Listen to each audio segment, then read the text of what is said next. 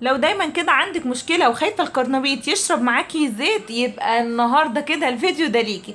النهاردة كده هنعمل كنتاكي يا ولاد، قرمشة ولون، والخلطة بقى اللي ريحتها كده الله الله يا سيدي يا سيدي، الريحة كده هتجيب معاكي لآخر الشارع.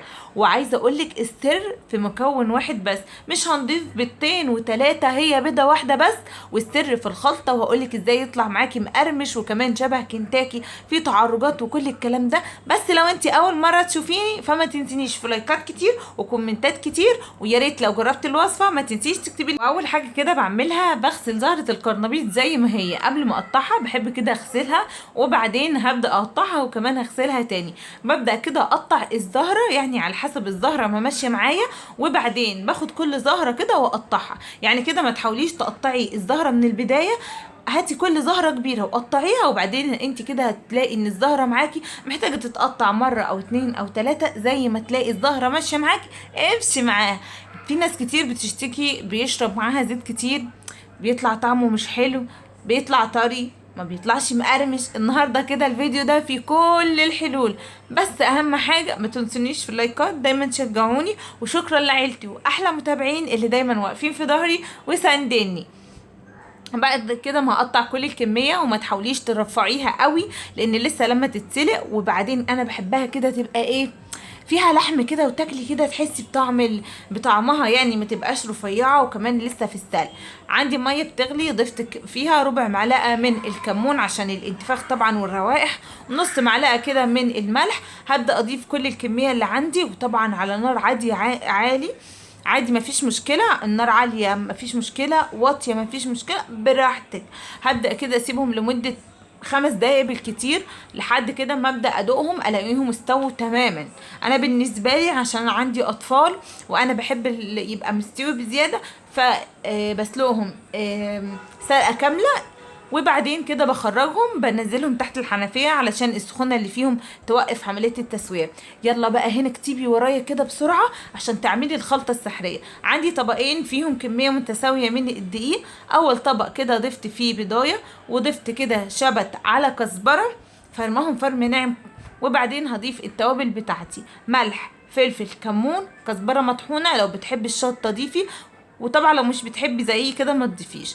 والسر بقى في معلقه كبيره من التوم المهروس، ونص كوبايه من الميه، وعلى حسب ما تحتاجي نص كوبايه، ما تعديش ورايا.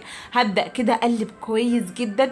عايزه اقول لكم ريحه الخضره مع الكمون مع التوابل بتاعتنا، اللهم بارك، حاجه كده تفتح النفس. هبدا ازود ميه لحد كده ما الخليط يبقى معايا سايل شويه. انا عايزه يبقى ما يبقاش الخليط تقيل عشان لسه هعفر الكرنبيط معايا في الدقيق تاني، فبالتالي لو كان تقيل معاكي هتحس كده انه معجن من جوه وملوش اي طعم. طبعا الطبق التاني تعالى اقول لكم هنعمل فيه ايه. اول حاجه كده، انا ليه عملت طبقين؟ في ناس كده بتقلي العجينه وبتعمل طب كفر واحد بس، اللي هو بالشبت والكزبره كده وبس، ما بيطلعش مقرمش زي ما انا عايزه. الطبق اللي فيه دقيق التاني ضفت فيه معلقه كبيره من النشا، وربع معلقه من الكيك شيف او اي كده ماده رافعه عشان تلاقيه منفوخ معاكي كده وحلو، معلقه من الكمون، معلقه من الكزبره، معلقه من الفلفل الاسمر، رشه كده من الملح. وهبدا كده اقلب كويس جدا جدا. هبدا كده القرنبيط بقى اغطسه في الخلطه اللي عملتها، وبعدين في الدقيق، وابدا انفضه كده بايديا بالراحه جدا. انا مش عايزاه يعجن، لا انا عايزه ياخد التعرجات بتاعتنا اللي بنلاقيها في كنتاكي، احس كده ان انا بعمل كنتاكي فعلا نفس الطريقه وماشيه على نفس النظام. ما تحاوليش تكبسي، لا ما تكبسيش خالص، يا دوبك انفضي كده مره واتنين وتلاته، يعني حوالي يعني دقيقه كده هتلاقيه ظبط معاكي. وطبعا بنزل على زيت سخن جدا جدا. انا عندي كل حاجه مستويه، عايزه الطبقه الخارجيه تنشف معايا وتستوي معايا وتبقى مقرمشه. صدقيني والله لو مشيتي على كل التكات اللي بقولها هتدعي لي ان الوصفه سهله جدا وما بتشربش زيت. واحده كده هتقولي انا مش عندي بيض ومش عايزه اضيف بيض، هقولك استغني عن البيضه عادي، مفيش اي مشكله.